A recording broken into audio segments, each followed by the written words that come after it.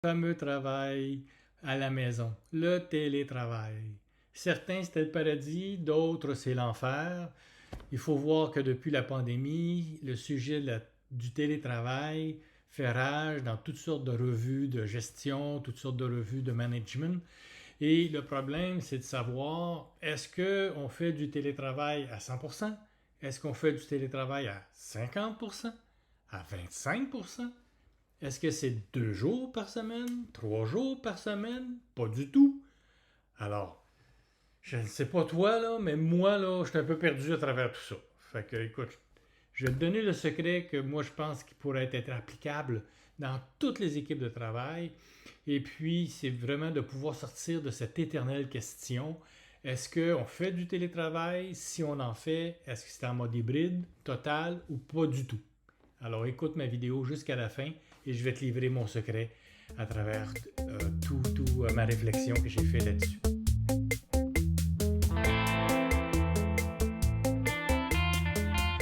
Mon nom est Claude Bougie, je suis coach et formateur et j'accompagne des gestionnaires, des entrepreneurs comme toi à devenir des leaders d'influence dans leur milieu. Télétravail. Écoute, le secret que je vais te donner, il se livre en 8 petites étapes, on va dire ça comme ça. D'abord, qui peut être en télétravail? Je pense que c'est ça l'important quand tu es leader et que tu vas regarder qui peut être en télétravail. Parce que si c'est une manufacture ou une production à la chaîne ou peu importe, je pense que les gens, il faut qu'ils soient sur place. On s'entend là-dessus. Ayons une conversation avec les employés et regardons leurs bénéfices qu'ils retirent d'être en télétravail chez lui. Établissons une conversation avec la direction aussi, ou avec les directeurs, la haute direction ou tes pairs, pour voir c'est quoi votre bénéfice qu'ils peuvent rester soit en télétravail ou au bureau. Mettez ensemble les bénéfices communs. Qu'est-ce que vous avez à retirer chacun en tant que tel? Puis, regardez aussi c'est quoi les points de divergence. Puis essayez de trouver ensemble de façon à les amoindrir. Est-ce que c'est par des points de contrôle pertinents? Est-ce que c'est par des tableaux de bord, par exemple? Est-ce que c'est par une rencontre une fois par semaine ou une fois par mois, peu importe? Et puis, faites donc un pilote pour voir si ça va fonctionner ou non. Pendant un certain temps, vous déciderez ça avec les membres de l'équipe, combien de temps qu'on peut faire le pilote. Après ça, apportez des conclusions à cette pilote-là. Qu'est-ce qu'on peut faire comme ajustement? Et en même temps, émettre la règle pour l'ensemble de l'entreprise ou l'ensemble du service. Et de revoir cette règle-là aussi pour pas que ça soit figé dans le ciment, là, dans le béton, et de convenir de la revoir à certaines fréquences pour se réajuster au fur et à mesure.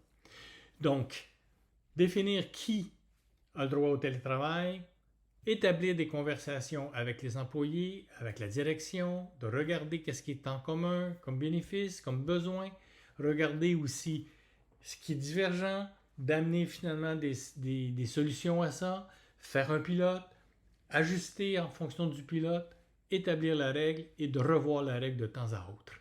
Je pense que ça serait une logique qui serait intéressante pour que le télétravail soit efficace, productif. Voilà.